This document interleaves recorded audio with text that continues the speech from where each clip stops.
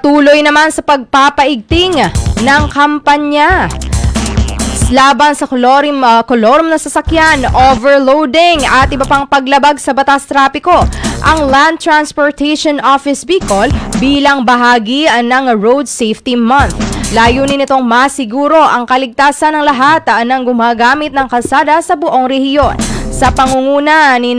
Regional Director Alan Castillejos at ARD Vincent Nato at alinsunod sa direktiba mula kina DOTR Secretary Vince Dizon maging kay LTO Assistant Secretary Attorney Vigor Mendoza II, patuloy ang malapit na koordinasyon ng LTO Bicol sa mga lokal na pamahalaan, kapulisan, gayon din sa iba pang katuwang na ahensya upang mas mapalakas ang pagpapatupad ng mga alintuntunin sa kalsada. Kasama sa mga hakbang na ito ang mas madalas na checkpoint at random inspection upang agad na matukoy ang mga lumalabag, gaya ng mga kolorum na sasakyan at overloaded na mga bihikulo at matiyak na ligtas at rehistrado ang mga bumabiyahe.